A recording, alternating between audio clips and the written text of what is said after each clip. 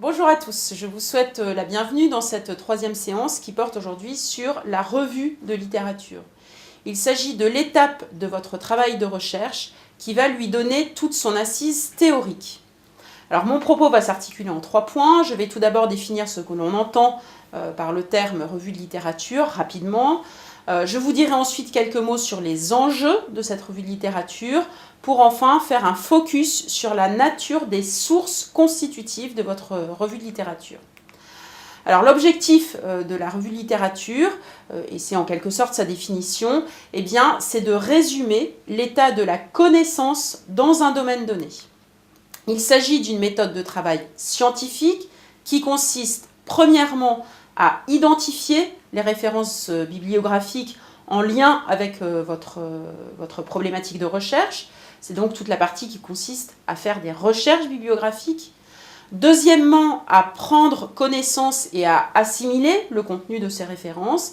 Et troisièmement, à en faire une analyse et une synthèse. C'est-à-dire que lorsque vous aurez lu l'ensemble des sources que vous jugez pertinentes au regard de votre problématique, eh bien vous devrez analyser ces sources, en faire une synthèse, mettre en évidence par exemple les idées convergentes et les idées divergentes d'un auteur à un autre. Vous pourrez également peut-être mettre en évidence l'évolution d'une théorie dans le temps, etc. Une fois que vous aurez fait ce travail préalable de recherche, de lecture, d'analyse et de synthèse, eh bien, il vous restera à organiser la somme des connaissances ainsi acquises dans une partie rédigée que l'on appelle la revue de littérature. Attention, la revue de littérature n'est pas un travail de création. C'est vraiment un travail d'analyse et de restitution synthétique.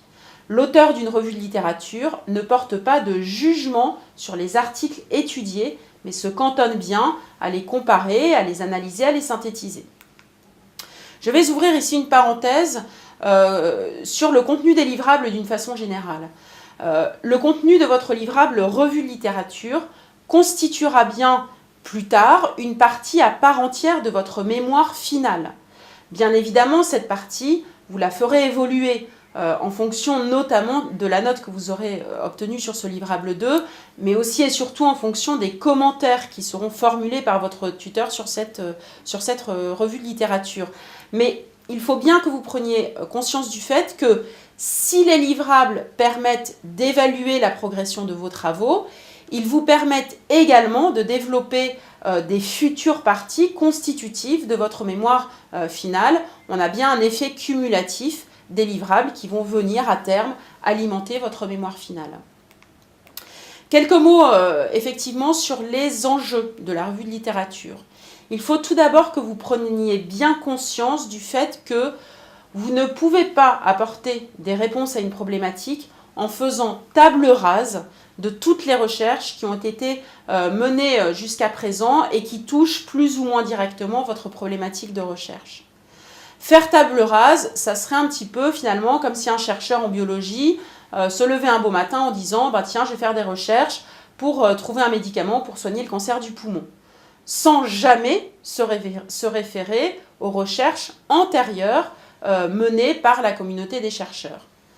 Cette position aurait pour effet, d'une part, de lui faire perdre évidemment beaucoup de temps, et puis surtout de réinventer la roue. Eh bien, dans votre cas, c'est exactement la même chose. Vous devez impérativement asseoir vos propres recherches sur les résultats des recherches menées précédemment par la communauté scientifique du domaine de votre problématique. Pour vous, c'est la garantie, et c'est bien là que l'on touche aux enjeux de la revue de littérature.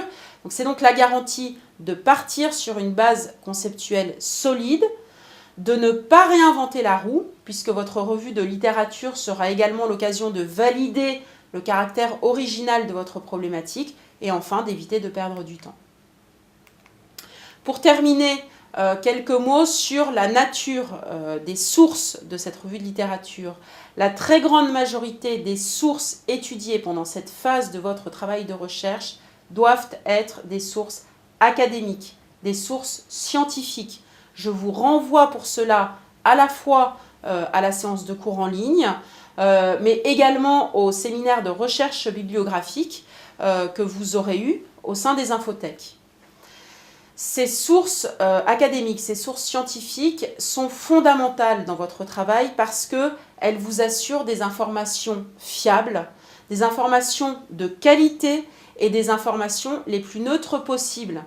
Les chercheurs utilisent des protocoles de recherche qui les amènent à limiter au maximum les biais dans la collecte des données, ce qui n'est pas le cas parfois pour d'autres sources d'informations. Un rapport de consultant, par exemple, est beaucoup moins neutre qu'un article écrit par un enseignant-chercheur.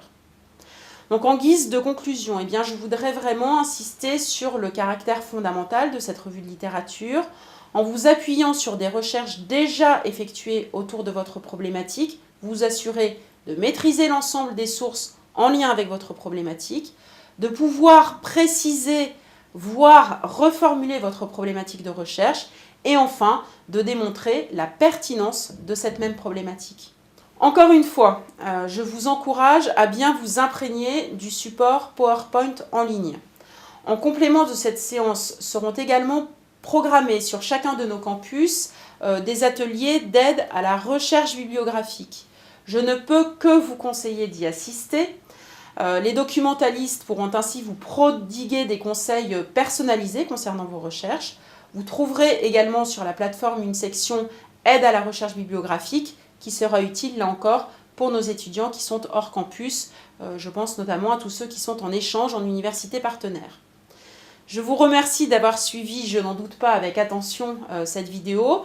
Je vous donne rendez-vous pour la séance suivante qui portera sur la méthodologie de recherche. Bon courage dans vos travaux et à très bientôt.